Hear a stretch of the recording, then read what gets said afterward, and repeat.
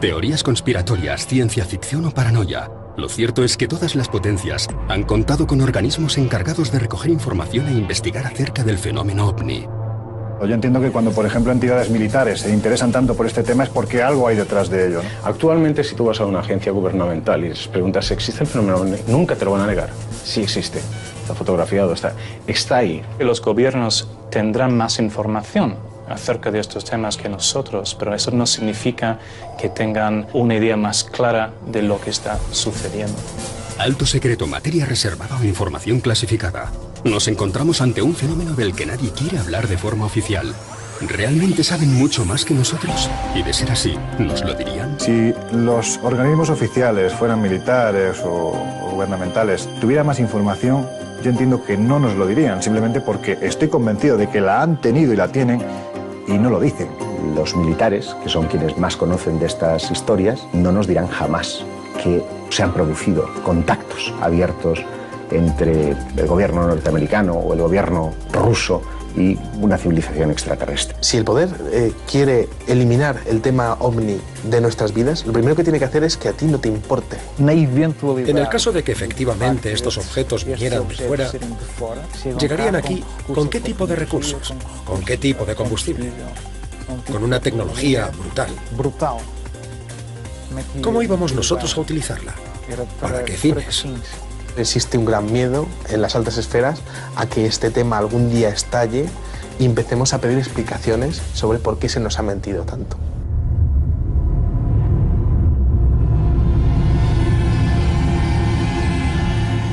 A mediados de los años 70, el ser humano, ya capaz de dar pequeños saltos al espacio, se vio preparado para afrontar la búsqueda de vida en otros planetas. Las sondas Mariner y Viking fueron las primeras en acercarse a la órbita de Marte y asomarse a su superficie. Si bien la posibilidad de encontrar en ella vestigios de vida inteligente estaba totalmente descartada, en 1976 la sonda Viking envía a la Tierra una serie de fotografías demasiado inquietantes. Donde aparentemente surgen una suerte de canales, varias estructuras con forma piramidal de un tamaño evidentemente gigantesco. Y lo que más llama la atención es la que es denominada a partir de ese instante como la Esfinge de Marte, ¿no? Un rostro que está mirando hacia arriba y que la verdad es que así de primeras uno lo observaba y evidentemente estábamos ante una cara que miraba hacia el cielo. La primera reacción de la NASA fue explicar que se trataba de un simple juego de luces y sombras. Lo cierto es que, unas horas después, la misma sonda vuelve a tomar fotografías ya con el Sol en otra posición y vuelve a ocurrir lo mismo. Otra vez una cara. La cara sería mitad homínida, mitad león. Tenía cerca de 1,5 kilómetros de altura y cerca de 3 kilómetros de ancho. Era una estructura muy grande. Era algo parecido a una esfinge. Por tanto, habría aquí una relación con la civilización egipcia. Además de aquella cara, existen otros monumentos interesantes. Hay una pirámide con 5 lados. Es una estructura gigantesca, enorme, demasiado perfecta. Pero, para colmo de males, cuando llegan las fotografías al gran público, se demuestra que han sido retocadas. Hay algunos que hablan de la conspiración de Marte. Simplemente hay que tener un programa determinado de diseño y con eso ya puedes transformar la peor de las fotografías en la mejor de las fotografías. Imaginemos los medios que tienen determinadas agencias, ¿no? En este caso la NASA, si hubieran querido, esto es un supuesto, para manipular unas imágenes que a lo mejor no interesaban demasiado que surgieran.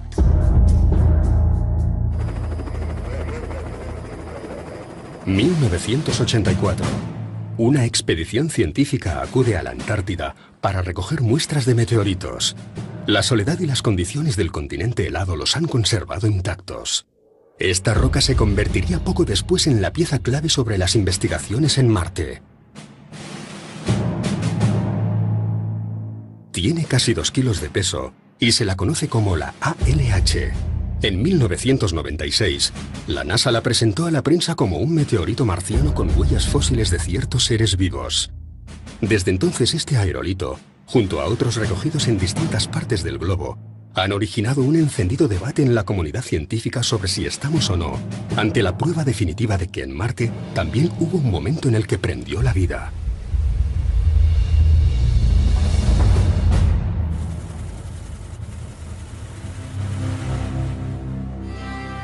La NASA, a lo largo del tiempo, las varias sondas que fue enviando, aprovechó siempre para decir que allí no había nada, pero siguió tomando más y más fotografías, pero siempre desacreditando.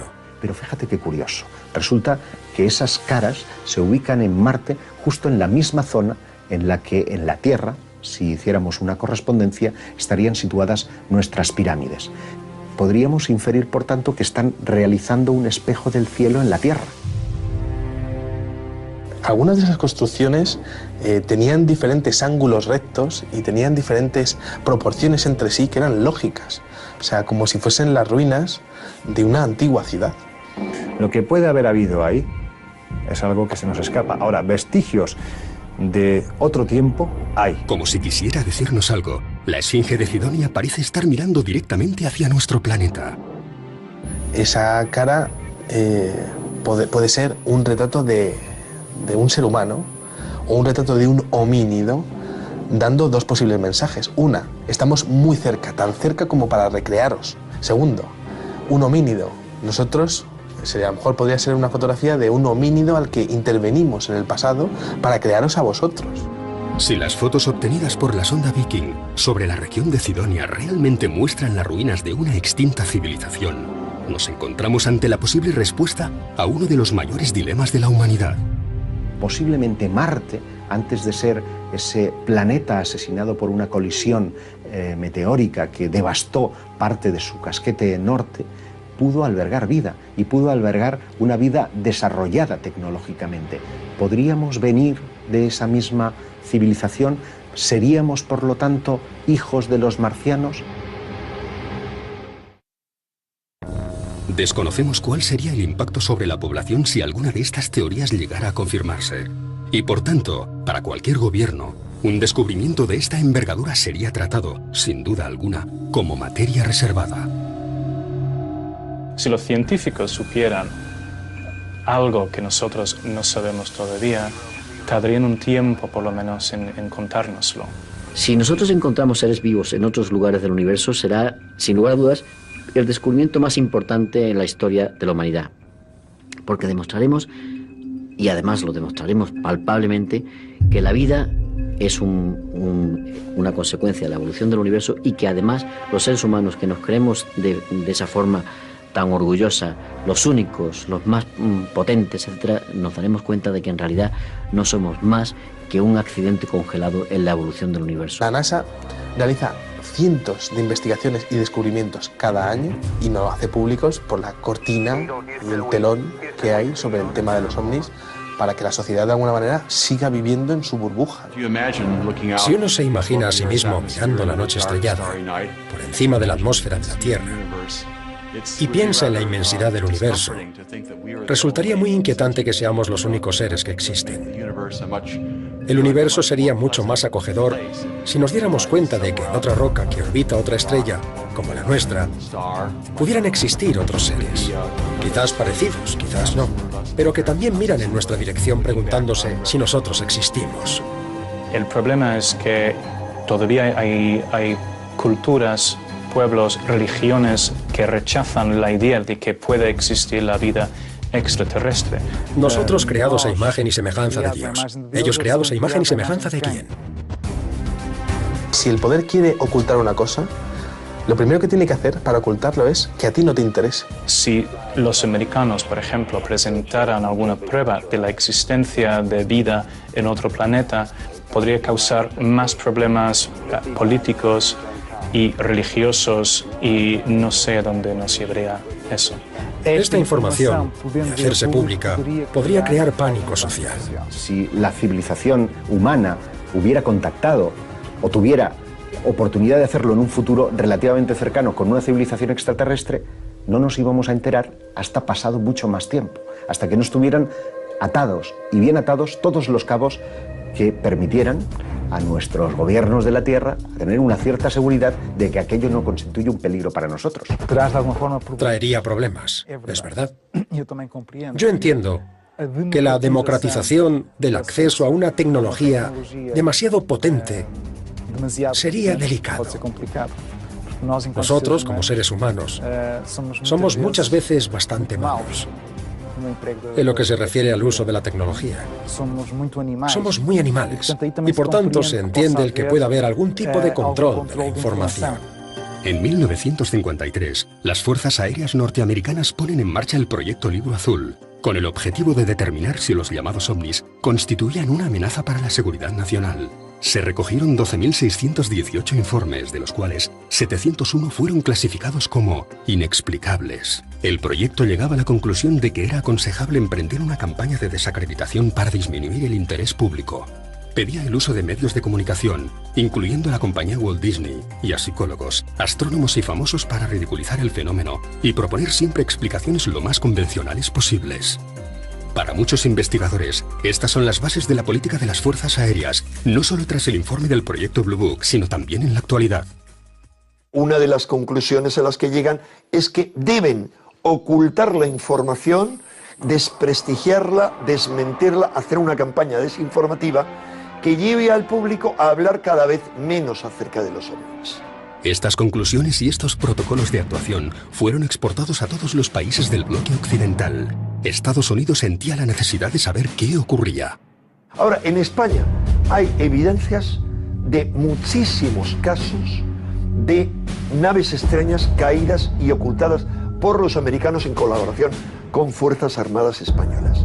Las investigaciones oficiales del gobierno español, del entonces llamado Ministerio del Aire, comienzan a raíz de un sondeo que efectúa por todas sus embajadas el gobierno de los Estados Unidos, instado por la Agencia Central de Inteligencia, instado por la CIA, en donde se solicita información a cada uno de los países a través de sus diferentes embajadas sobre investigaciones que se puedan estar llevando a cabo por militares respecto a ovnis. En 1968, el gobierno de Franco manda una circular para que cualquier información relativa al fenómeno ovni o posterior observación a partir de esa fecha sea notificada al Ejército del Aire. Y es así como se inicia la carrera de los expedientes o la clasificación de los no identificados en suelo español. A partir de esa fecha se empieza a acumular, por tanto, una ingente cantidad de informes. Y cuando sucedía algo, los que preguntaban eran los oficiales norteamericanos, e incluso cuando algún piloto descendía de su avión después de haber observado algo extraño en los cielos, su testimonio lo ofrecía por escrito, lo entregaba por un lado al ejército español, pero por otro era consultado también por el ejército norteamericano. En 1992, el Ministerio de Defensa español inicia un proceso de desclasificación de expedientes ovnis a través del Mando Operativo Aéreo. En ello se recogen 90 de los casos que fueron investigados. Persecuciones de cazas, avistamientos, detección en radares civiles y militares, aterrizajes de extraños objetos o incluso aviones comerciales que fueron obligados a tomar tierra ante la presencia de artefactos no conocidos. A partir de 1991, que se empieza a desclasificar toda la información contenida en esos archivos, más de 2.000 páginas, lo que ocurre es que cada informe viene acompañado de una conclusión.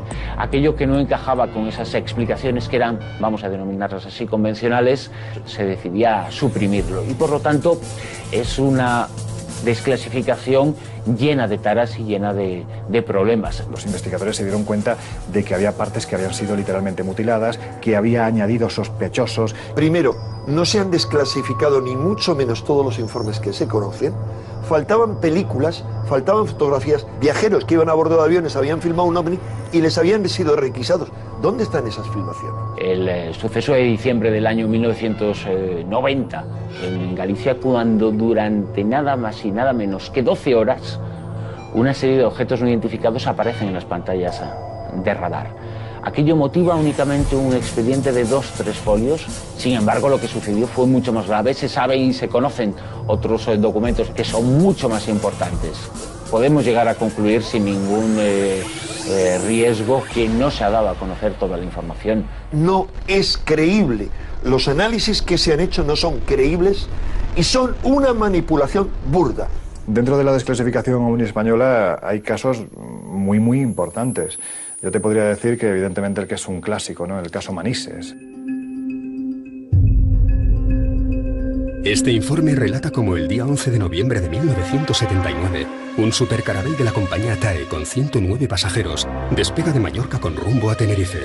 El piloto y su tripulación observan una serie de luces rojas que se dirigen, rumbo de colisión, hacia ellos. Nerviosos, piden información por radio, pero ni el radar militar ni el centro de control, a pesar de estar captando la señal de aquel objeto, pueden dar una explicación. La conversación que mantienen los pilotos con torre de control es absolutamente fascinante porque te das cuenta del temor tan tremendo que muestran estos pilotos ante algo que desconocen, que sube y baja a una velocidad vertiginosa.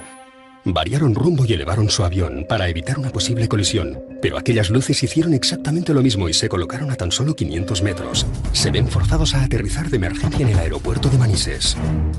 También desde el propio aeropuerto de Manises, los responsables civiles del aeropuerto pudieron ver aquel objeto. Era la primera vez en la historia en la que un avión comercial se ve obligado a aterrizar debido a un avistamiento ovni. Poco después, el ejército hace despegar un caza Mirage desde la base aérea de los Llanos y durante más de 3 horas se produce una increíble persecución. El propio Fernando Cámara, que era el piloto que manejaba este Mirage, pues asegura que aquello está jugando con él, que no es capaz de cogerlo y que eso, sea lo que sea, no pertenece a una tecnología humana.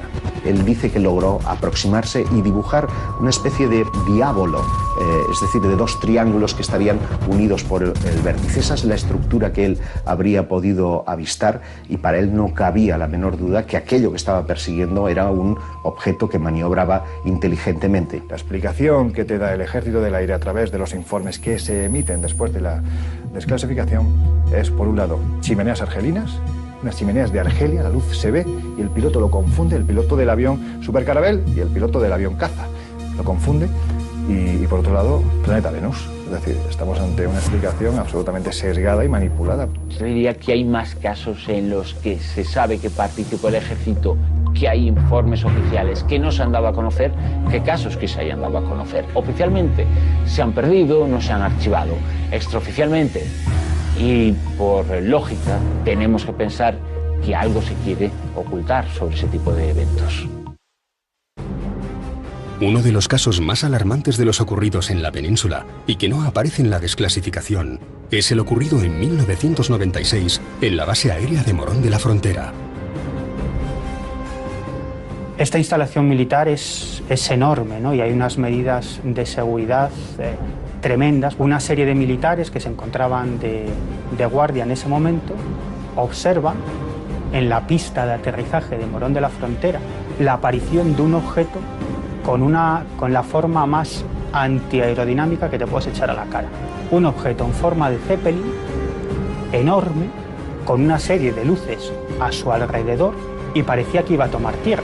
Cuando han recorrido prácticamente la mitad de la pista de aterrizaje, pega un acelerón y en décimas de segundo se convierte en un punto de luz lejano y desaparece. Si bien el ejército siempre se ha mantenido fiel a la postura de negar cada expediente, encontramos serias contradicciones dentro de la misma desclasificación del 92. Te digo que tuvieron un fallo porque desclasificaron la conocida como IG 40/5, que es una instrucción, una serie de folios donde te dicen a los militares pues cómo tienen que comportarse ante un testigo, ante la posibilidad de que haya habido un aterrizaje, ante la posibilidad de que de esa nave hayan bajado una serie de humanoides. Es decir, si tú no crees, ¿para qué remites eso a todas tus bases y acuartelamientos? Algo detrás hay, cosas tan sumamente completas como son folios en los que tienes que describir cómo es el supuesto tripulante de esa supuesta nave extraterrestre. El fenómeno ovni ha sido estudiado y ha mantenido en alerta a las altas estancias del ejército durante décadas. ¿Sigue siendo importante para ellos?